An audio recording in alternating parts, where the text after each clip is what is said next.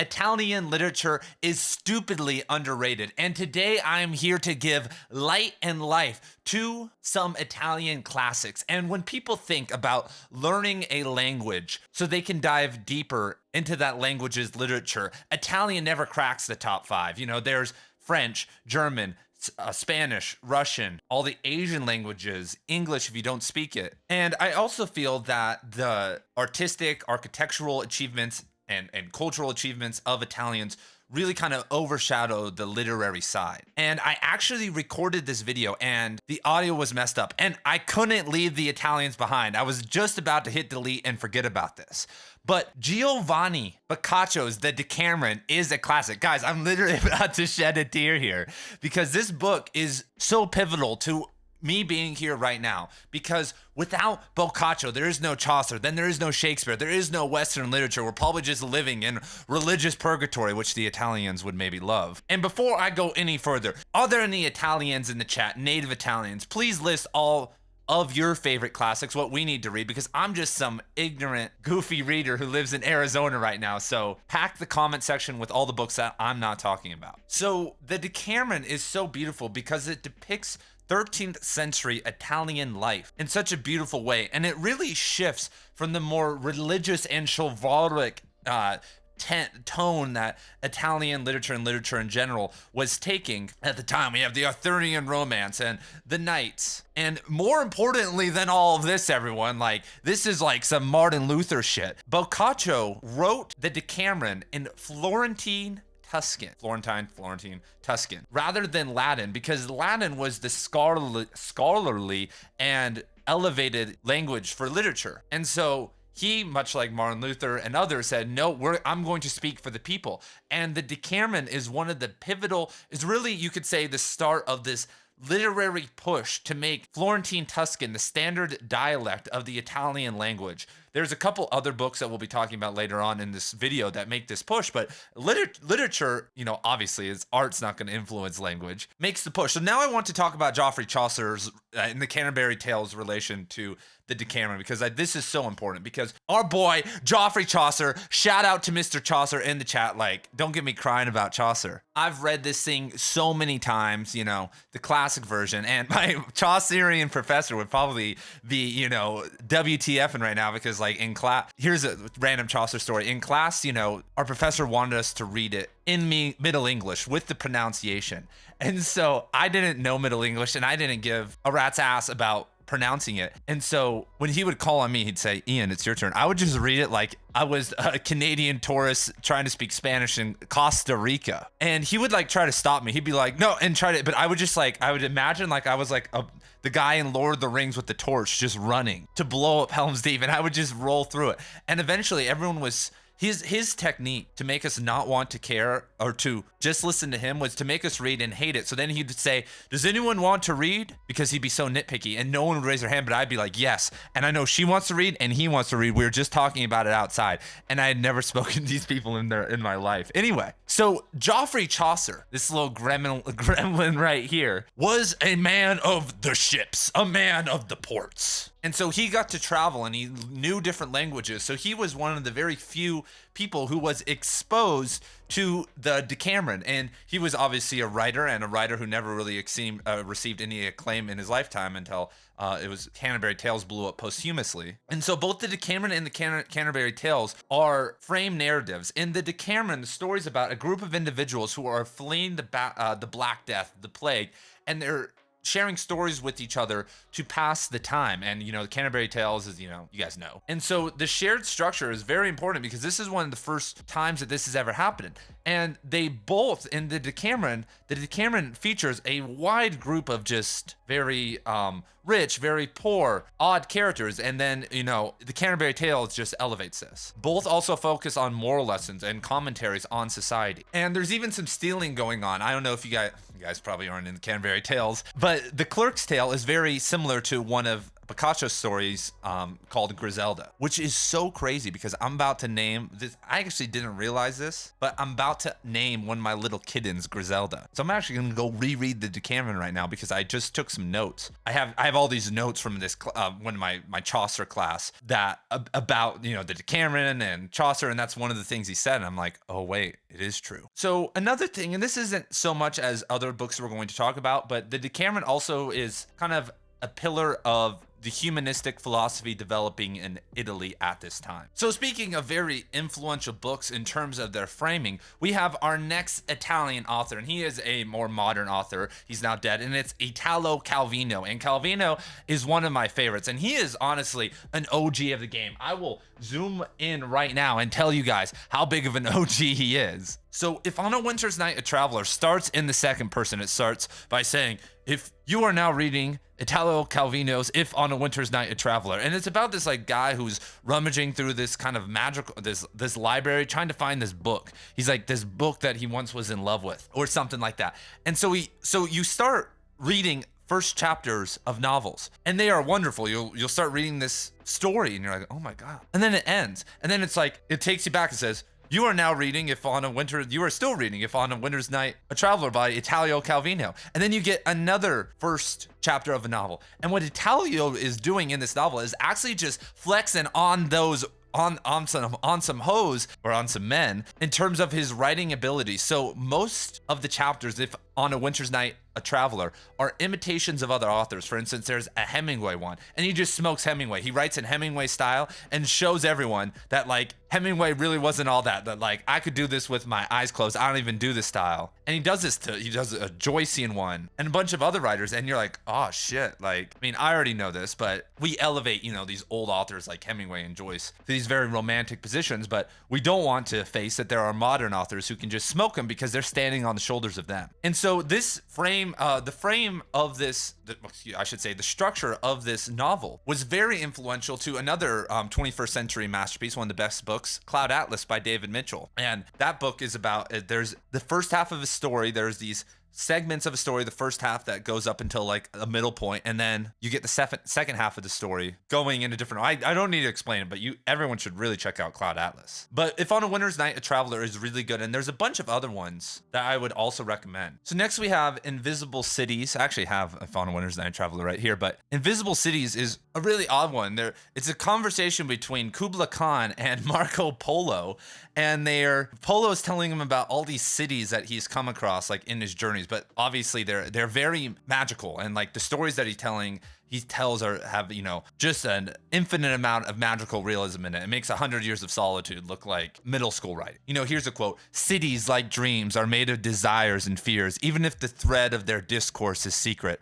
Their rules are absurd, their perspectives deceitful, and everything conceals something else. So it's like a commentary on cities, and he's also just, you know, writing beautifully about cities, and it really makes you contemplate living in a city. Most of us aren't living out in the country on 50 acres right now, and a lot of you guys are living within the confines of a metropolitan city. Man, I'm doing better on this take. I'm just gonna say right now. I know if you're still watching, thank you for being here, but this one's going better than the last one. Another recommendation for Calvino is the complete Cosmic Comics, and this is more of a collection of short stories and stories that are pulled together, and it kind of deals with the origins of the universe and space, but it's all done in very magical and beautiful writing. I mean, I would just recommend this to all literature fans out there. It's just like such a wild and different approach from most things that you read, you know, on this channel. You know, we're covering Cormac McCarthy, Dune, David Foster Wallace, all those authors are very logical, and they know how to, you know, they have pinpoint accuracy, but sometimes it's good to just like wade in the subjective universe.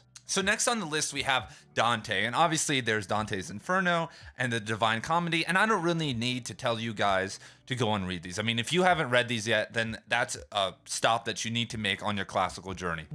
In my opinion, way before like John Milton's Paradise Lost and a lot of other things, like they are very influential to the whole Western canon. And what I always have said about these classics, especially, I mean, all classics, but something like epic poetry, is that it's best enjoyed on a summer day. Like, guys, you got summers here, unless you're living in a desert like I am, where it's Dante's Inferno. You can relax and enjoy yourself. And Shakespeare and classics are meant to be enjoyed by yourself in a very patient way. Don't watch videos, don't look for explanations, just enjoy it, figure it out yourself. And if not, then you'll get the vibe, you'll get kind of what it was, and maybe you'll want to return to it at a later time. You know, classics, especially at the start or like during your first read, need to be done with patience. That's why schools fail. That's why when people, are forced to read Shakespeare in class, Romeo and Juliet, Macbeth, whatever, no one wants it. Everyone turns their nose up at it because it's very intimate. It's actually very integral to our soul. So making people confront that, they're just automatically going to shut down. Just an ego defense. So next on our list, we have The Betrothed by Alessandro ManZONI. I don't know if that's just my watching of The Sopranos too much lately, but ManZONI. And this book was first published in 1827. And when I first read this book, because I took an Italian literature class, it really struck me. What I've always just kind of harped on with this one is I compare it to Frankenstein, because both have been revised heavily. There's different versions of Frankenstein, and there's different versions of The Betrothed. I've read the different versions of Frankenstein, but not this one. But it's funny, both Shelley and ManZONI were writing around the same time. And I think that ManZONI is the better writer. A lot of us American classic readers, elevate Shelley and Frankenstein because of the depth of some of the characters and whatnot. The depth of Victor just fainting every single time something he has to confront anything important.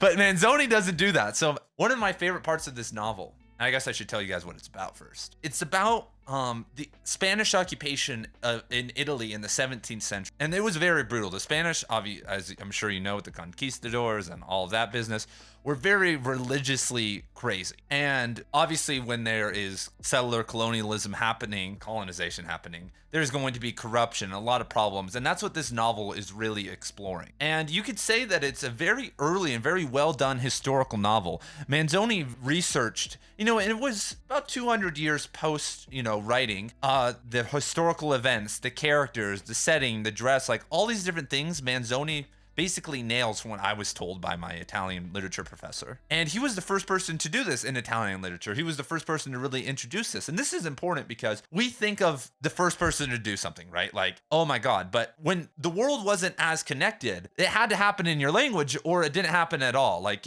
most common people in Italy were not speaking multiple languages. I mean, that was an upper class thing, or, for the merchants and whatnot. And so when it does something groundbreaking in your language, even if it's was done 200 years ago somewhere else, it's still groundbreaking for you. And so this is a love story. There's Renzo and Lucia, and they are showing the problems with organized religion, the simulacra, all the problems. And it's funny because I guess all Italians have known this because they're the bastion of the Catholic Church, but ManZONI was very religious, and he just was very upset about people using religion for commodification and for control. And so both of the characters are kind of grappling and exploring with these, almost Judaic Jesus-like complexes, like, hey, everyone else around me is corrupting the image of Christ or of God's word, and I am pure. And because of this, we get a pretty complex view of these people's emotions.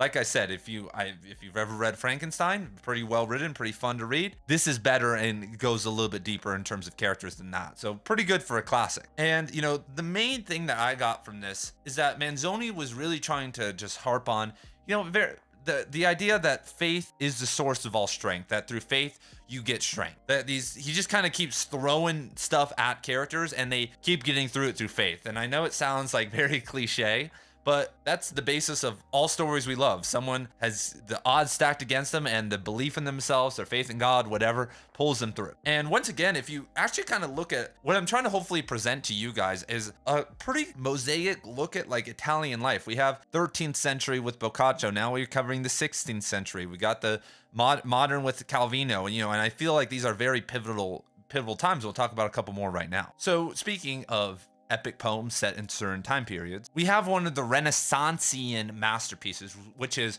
Orlando for, oh God, my language speaking abilities are now declining. Orlando Furioso by Lodovico Ariosto. Sorry, everyone. And it's sometimes known as the Fury of Orlando, which I love. Like Orlando, I've known some Orlandos in my life, and for some reason they're always crazy. So it's composed in something called the ottava rima, which is an AB, AB, AB, CC style, which is actually somewhat of a common one. And the structure of the epic brings in multiple perspectives and narrators. And we were just talking about how like the Decameron was a push against chivalry. This one is a push for chivalry. This one is very important.